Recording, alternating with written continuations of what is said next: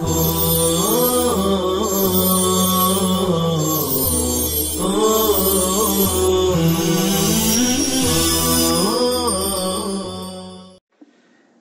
لله رب العالمين والصلاة والسلام على سيد الأنبياء والمرسلين سيدنا محمد وآله وصحبه أجمعين. أعوذ بالله من الشيطان الرجيم. بسم الله الرحمن الرحيم. ما كان للنبي والذين آمنوا أن يستغفروا للمشركين ولو كانوا أولي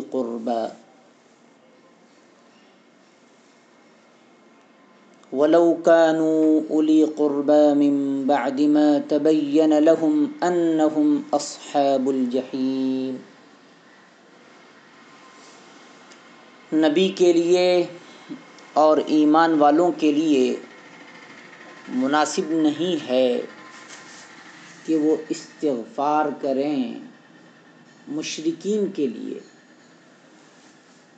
اگرچہ وہ رشتہ دار کیوں نہ ہوں، اس کے بعد کہ ان کے لیے واضح ہو گیا کہ وہ دوزخی ہیں. وما كان استغفار إبراهيم لأبيه إلا عن موعدة وعدها إياه.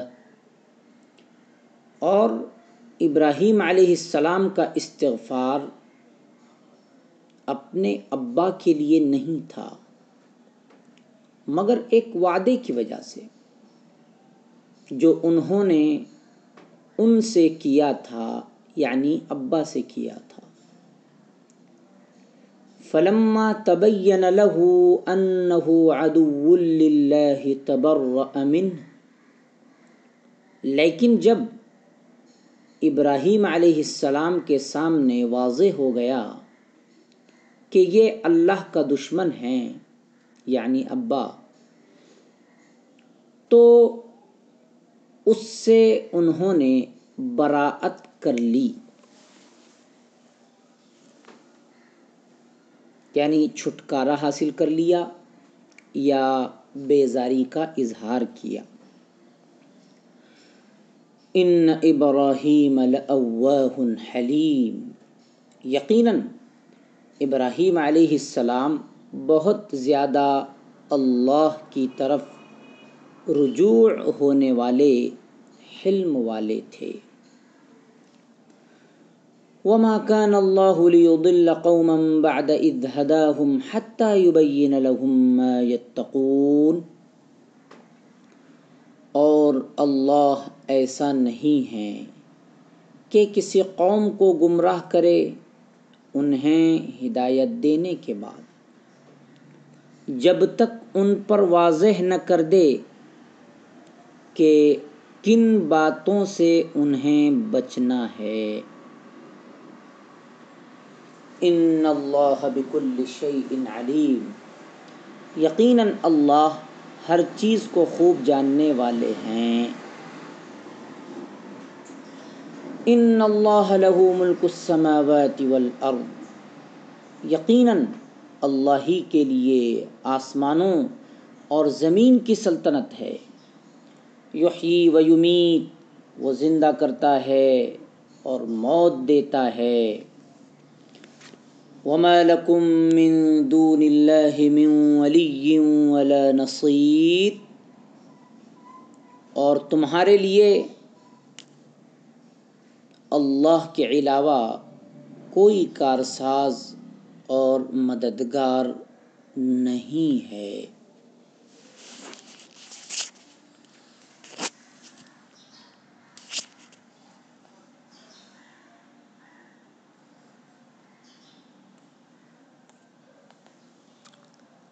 تبرأ یہ فعل ماضی معروف واحد مذکر غائب کا صیغہ ہے. تبرؤً مصدر ہے، باب تفعل، معنی براءت کرنا، بیزار ہونا. اواہ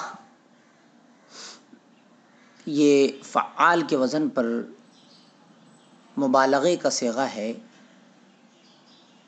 اوہن مصدر ہے باب نصرہ. معنی نرم دل، بہت آہ کرنے والا، رجوع ہونے والا. حلیم یہ فعیل کے وزن پر صیغہ مبالغہ ہے، مبالغے کا صیغہ ہے.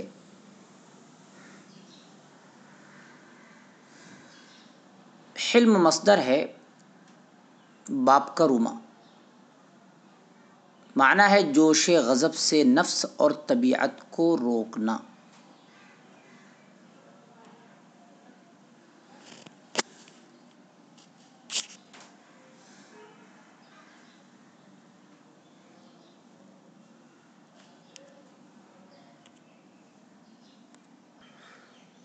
اوپر والی آیت التائبون سے متعلق ایک سوال ہم قائم کر رہے ہیں،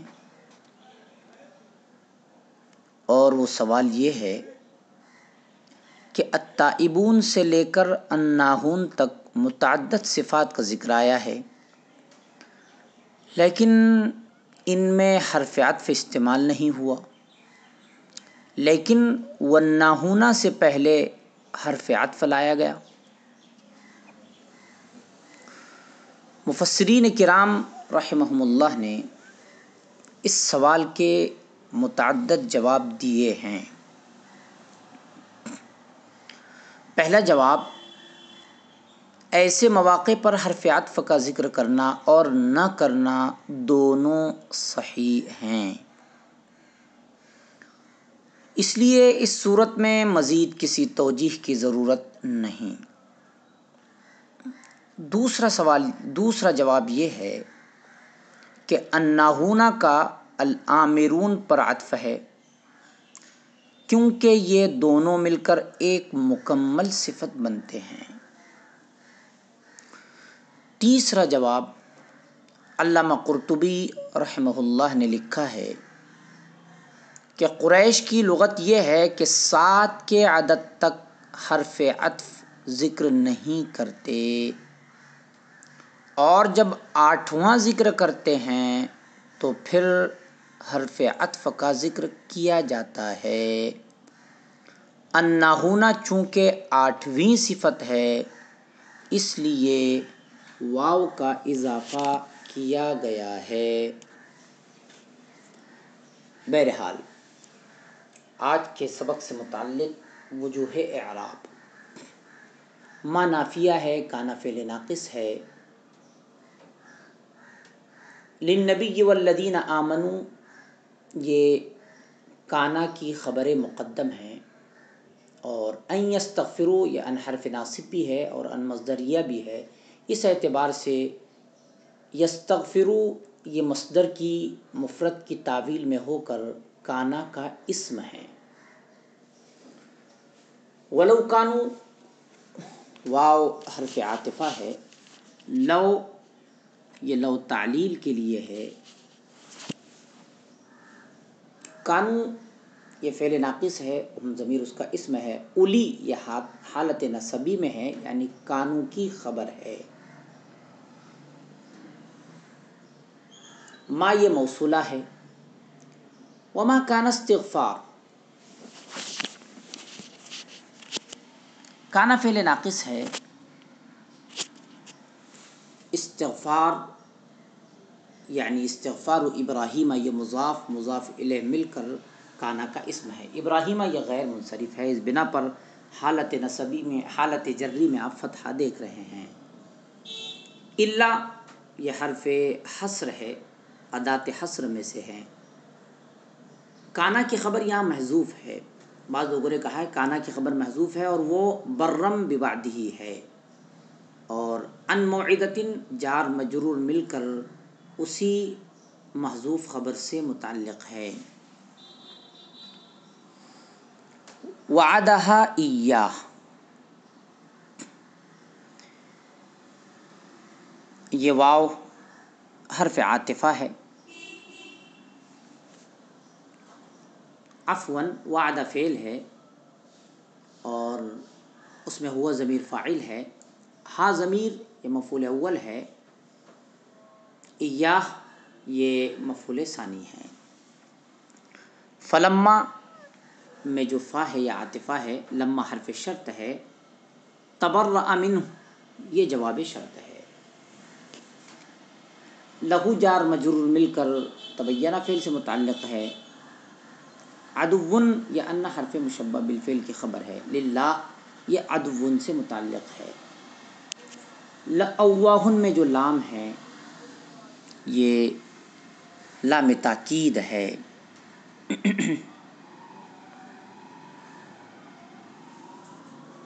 وما کان اللہ جو واو ہے یہ واو عاطفہ ہے، اور وما کان استغفار ابراہیم میں جو واو وہ واو استنافیہ ہے۔ بہرحال یہاں واو عاطفہ ہے، ما نافیہ ہے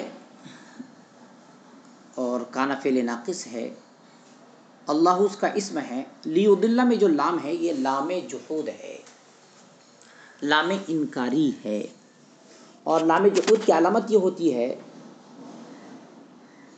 کہ اس سے پہلے کانا منفیہ ہوتا ہے، یعنی کانا فعل ناقص اور اس پر حرف نفی داخل ہوتا ہے، جیسے کہ یہاں کانا منفیہ ہے تو کانا فعل ناقص ہے، اللہ اس کا اسم ہے۔ لیضل میں جو لام ہے لام جحود ہے، لام انکاری ہے، لیکن کانا فعل ناقص اللہ اس کا اسم، اور لیضل قوما بعد اذ ہداہم یہ جو جملہ ہے یہ جملہ کانا کی خبر ہے۔ قوما یہ لیضل کا مفعول بھی ہے، حتی یہ حرف غایت ہے، ما یتقون یہ ما اسم موصول ہے، اور یہ ما یبینہ کا مفعول بھی ہے۔ ان اللہ بکل شیء علیم، بکل شیء یہ جار مجرور مل کر علیم سے متعلق ہے۔ ان اللہ لہ ملک السماوات والارض، لہو یہ جار مجرور مل کر خبر مقدم، اور ملک السماوات والارض یہ مبتدا مؤخر ہے۔ وما لکم میں جو ما ہے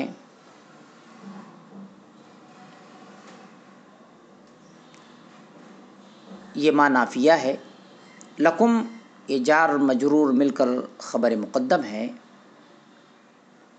اور من یہ زائد ہے، من ولی ولا نصیر، من یہ زائد ہے، اور ولی ولا نصیر یہ مبتدا مؤخر ہے، یعنی ولی یہ معطوف علیہ ہے اور نصیر یہ معطوف علیہ معطوف ہے، معطوف علیہ مل کر یہ مبتدا مؤخر ہے، اور یہ جو لا ہے یہ لا زائدہ ہے اور نفی کی تاکید کے لیے ہے۔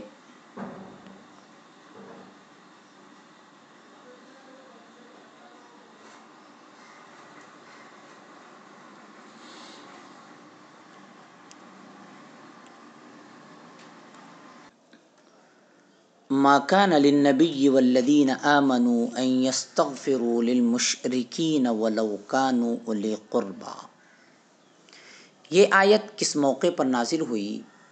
اس سلسلے میں مختلف روایتیں مفسرین رحمہم اللہ نے نقل کی ہیں، لیکن بخاری و مسلم کی روایت کے مطابق جب حضرت ابو طالب کی وفات کا وقت آیا تو آپ صلی اللہ علیہ وسلم نے ان کو ایمان کی دعوت دی اور فرمایا کہ آپ اشہد ان لا الہ الا اللہ کہہ دیں،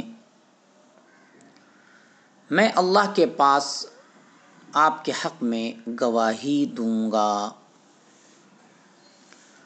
حضرت ابو طالب نے پوری زندگی رسول اللہ صلی اللہ علیہ وسلم کی جو پشت پناہی کی اور آپ صلی اللہ علیہ وسلم کی نصرت و اعانت کے راستے میں آزمائشیں بھی سہیں۔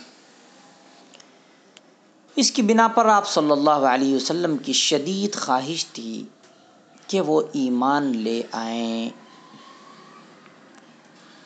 مگر وہیں پر ابو جہل اور عبداللہ بن امیہ بھی موجود تھے۔ وہ بار بار کہتے جاتے تھے کہ کیا تم عبد المطلب کے دین کو چھوڑ دو گے؟ بہرحال آخری جملہ حضرت ابو طالب کی زبان سے نکلا، علی ملتی عبد المطلب، عبد المطلب کے دین پر۔ آپ صلی اللہ علیہ وسلم کو اس سے بڑا رنج ہوا اور آپ صلی اللہ علیہ وسلم نے فرمایا، جب تک مجھے روک نہ دیا جائے میں آپ کے لیے دعائے مغفرت کرتا رہوں گا۔ چنانچہ یہ آیت نازل ہوئی اور جن لوگوں کی موت کفر و شرک پر ہوتی ہو ان کے لیے دعائے مغفرت کرنے سے منع فرما دیا گیا۔ یہ خیال ہو سکتا تھا کہ حضرت ابراہیم علیہ السلام نے بھی تو اپنے مشرک باپ کے لیے دعا کی تھی، تو اس بات کی بھی وضاحت فرما دی گئی، جس کا خلاصہ یہ ہے کہ حضرت ابراہیم علیہ السلام نے اپنے باپ سے وعدہ کیا تھا کہ وہ ان کے لیے دعائے مغفرت کریں گے، سأستغفر لک ربی۔ اس لیے جب تک ان کے باپ زندہ رہے اور ہدایت کی امید باقی رہی ان کے لیے دعا فرماتے رہے۔ جب کفر پر موت ہو گئی اور واضح ہو گیا کہ ان کے لیے ہدایت مقدر نہیں تو دعا کرنی چھوڑ دی۔ نماز جنازہ اور ایصال ثواب بھی استغفار ہی کی مختلف صورتیں ہیں۔ پس معلوم ہوا کہ جن لوگوں کی موت حالت کفر میں ہوئی ہو ان کے لیے نہ ایصال ثواب کیا جا سکتا ہے، نہ ان پر نماز جنازہ پڑھی جائیں گی اور نہ ان کے لیے استغفار کیا جائے گا۔ البتہ اگر قریبی رشتہ داری ہو یا مصلحت کا تقاضا ہو تو آخری رسومات میں مدد کرنے یا ان کے جلوس جنازہ میں شریک ہو جانے کی گنجائش ہے۔ قریبی رشتہ داروں کی بات چل رہی ہے، یاد رکھیے کہ قریبی رشتہ داروں کی بات چل رہی ہے۔ جیسا کہ حضرت علی رضی اللہ تعالی عنہ کو حضور صلی اللہ علیہ وسلم نے حضرت ابو طالب کی تجہیز و تکفین کے بارے میں حکم دیا تھا۔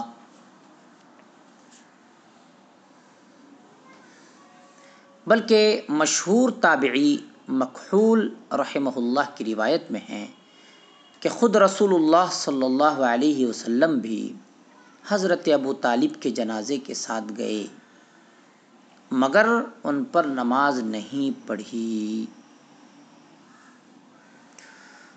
حضرت ثابت بن قیس کی رضی اللہ تعالی عنہ والدہ عیسائی تھیں۔ انہوں نے حضور صلی اللہ علیہ وسلم سے اپنی والدہ کے جلوس جنازہ میں شرکت کی اجازت چاہی۔ آپ صلی اللہ علیہ وسلم نے فرمایا، شریک ہو مگر آگے آگے چلو۔ حضرت ابو طالب اور حضرت ابراہیم علیہ السلام کے والد کا واقعہ ہمارے لیے سامان عبرت ہے کہ اللہ کی بارگاہ میں محض نسب اور خاندانی نسبت کی اہمیت نہیں، اس لیے انسان کو ہمیشہ اپنے بارے میں فکر مند رہنا چاہیے کہ کہیں ہدایت حاصل ہونے کے بعد ہدایت سے محرومی ہمارے لیے مقدر نہ ہو۔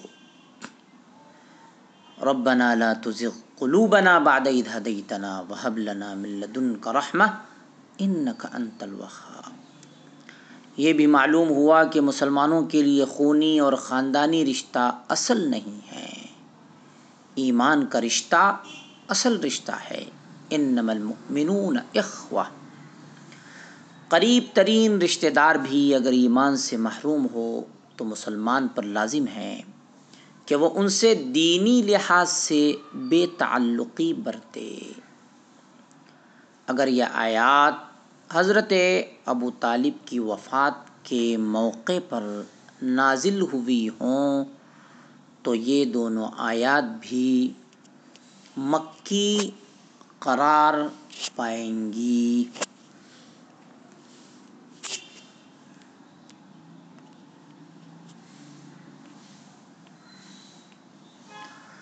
وما كان الله ليضل قوما بعد إذ هداهم۔ صاحب روح المعانی لکھتے ہیں کہ اس میں مسلمانوں کو تسلی ہے جنہوں نے ممانعت نازل ہونے سے پہلے مشرکین کے لیے استغفار کیا تھا۔